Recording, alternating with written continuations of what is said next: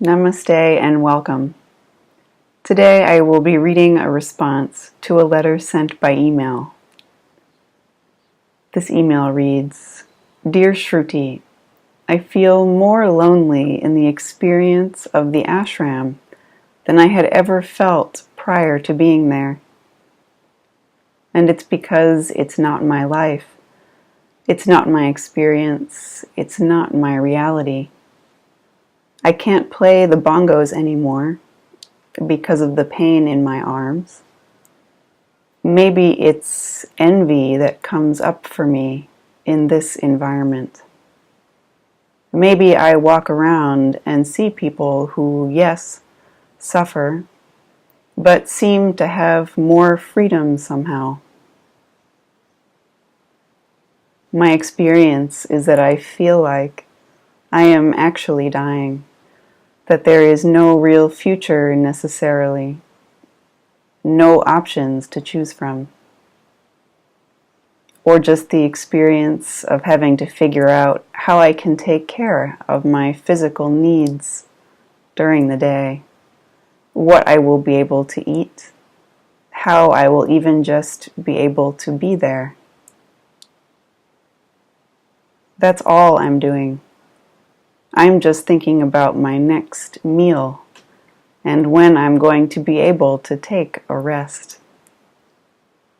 I wonder if I even feel not only envy, but resentment.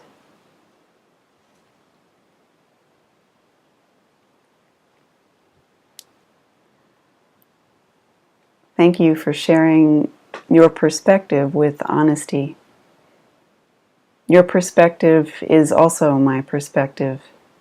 And I would say that sometimes there are certainly some feelings of resentment. But feelings of resentment need not stand in the way of loving those you love, and also loving your own human imperfections. It is true somehow that no one's suffering is greater or less than another. And yet in human form, some beings do seem to experience great pain. We do not really know why that is, and to explain it will not truly bring us love or peace. We may want to know why, because it is so painful. But the hidden value of not knowing is that we are safe and carried always now within God's embrace, and to drop beneath our knowing is to find God from within.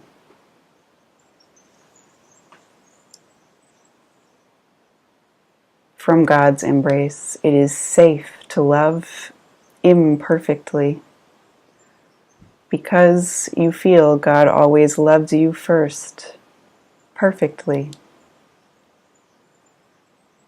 True love does not seek to fix or control, but wants to stay with love.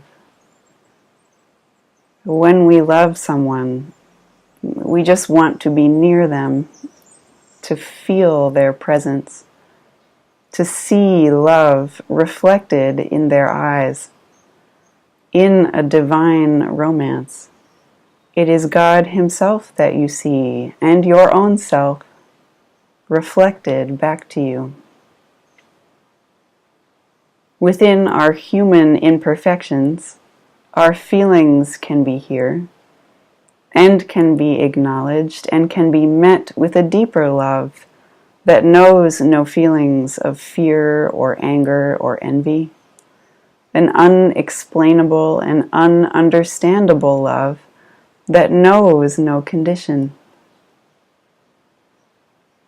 It is okay to experience your feelings and embrace the imperfections of our temporary human hearts, because first we are held within the unconditional heart of God's embrace from within.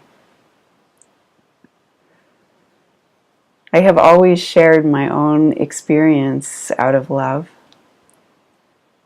It is an experience of feeling alone and unloved in bitter pain, with no one to hold my hand, and I was not raised with a connection to God.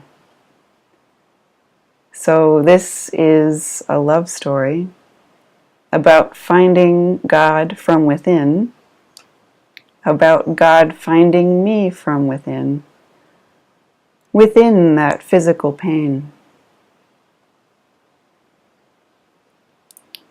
And even in a moment of extreme pain, in which each layer of conscious experience vanished before me, I saw that even consciousness itself could leave me.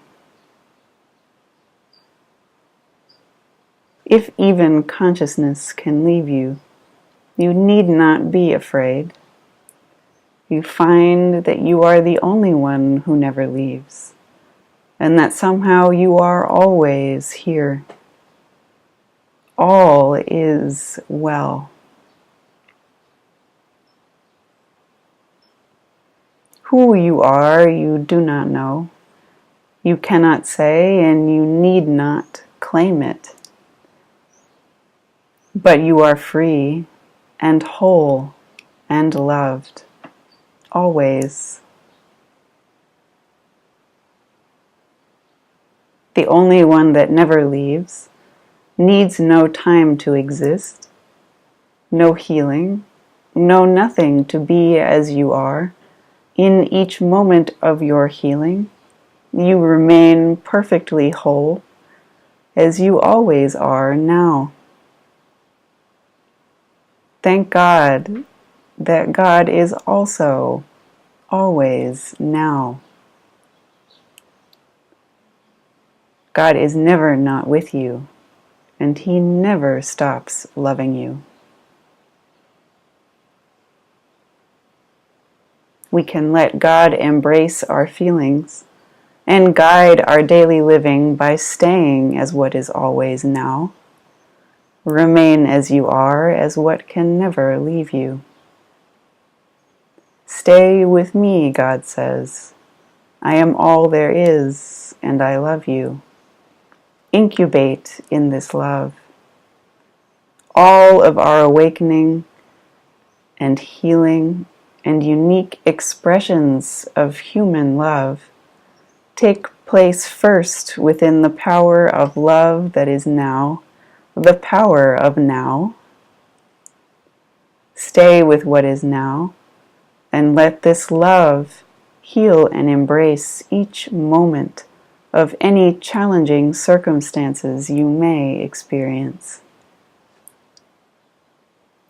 You are always already loved perfectly by God, regardless of the body or the mind or the circumstances.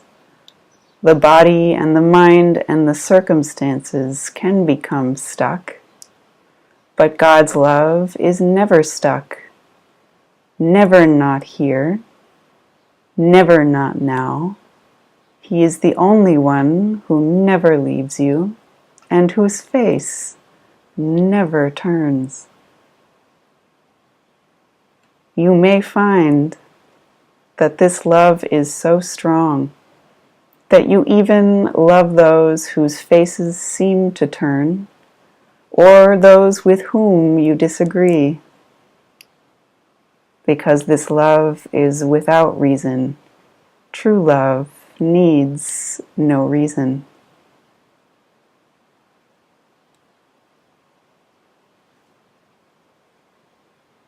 I also come to satsang and to the ashram for issues of compassionate care and survival, of finding a greater love that is absolute in its freedom, but also intimate and caring in its humanity.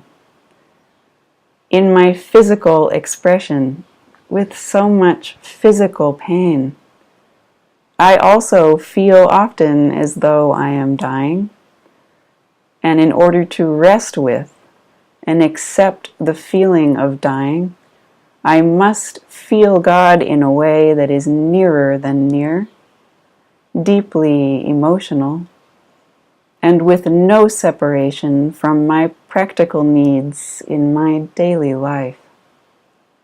I can feel God's presence when my basic human needs are met with love and grace, and can feel His touch in the gentle love from my brothers and sisters. I love to sing together in prayer. We are always praying. Our very existence is a prayer, and the tone and quality of that prayer may shift and change. Sometimes we may have words, sometimes we may have questions, sometimes we have none. We can become aware that life itself is the prayer, and in each moment of living, we have never been held from grace. The best prayer is also the simplest one, and one that resonates from the source of your own heart out into the world and circles back in again to the source of your being. The outside and inside become one. A prayer of oneness is to use each moment to see God's face more clearly, within and without, as all there truly is. In a true prayer, we do not ask for something to be different, or something to be fixed or even healed. God sees nothing wrong with you as you are. He sees Himself as He is, as she is, as you are, and nothing belongs to you. Why try to fix something that never belonged to you? The moment we do not need any fixing is to recognize God's love that sees no condition, unconditional love. This is the source of our true being and our true healing. It is who you truly are and the purpose of our highest truth and awakening.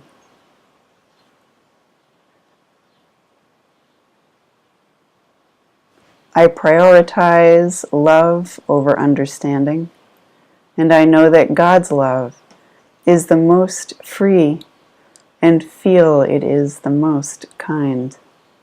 I would like to create an environment that meets these needs, an ashram sanctuary for absolute love and freedom, but also for beautiful, imperfect human care.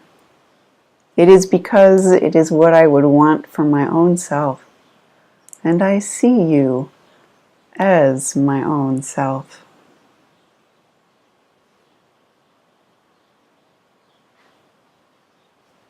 Sruti, your words make me feel like I am part of the most beautiful painting, flowing with each stroke of your brush, melting into the colors that I see.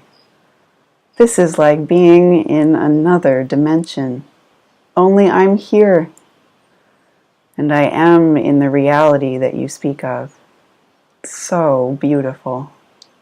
I cherish your words. So much love and gratitude.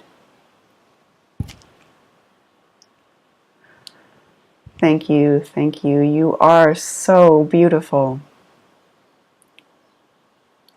I feel God's love in your words, and I love you and also feel so much gratitude for your presence in my life and my being.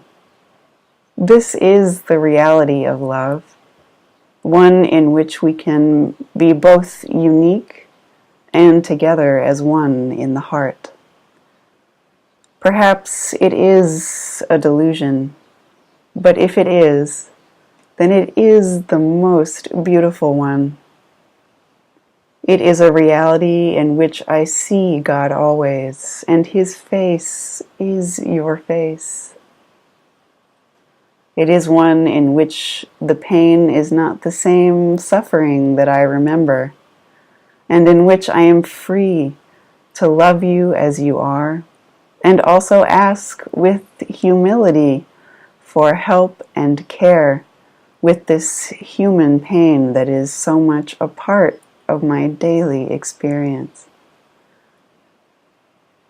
It is also one in which we do not need, and if there is that much freedom, why not be free to love each other more deeply, to love all of life more deeply, to love God as life as you are more deeply? The big risk of this expression of love is the risk of human heartbreak, the risk of pain. But I love you so much that I share pointings to meet the challenges of pain, first from within God's embrace. Somehow I find these are also the tools for intimacy and care, the tools for courage, strength, and patience, and for unconditional love and compassion. I share because I love you. I love you now. I love you always. I have never not loved you. God bless you.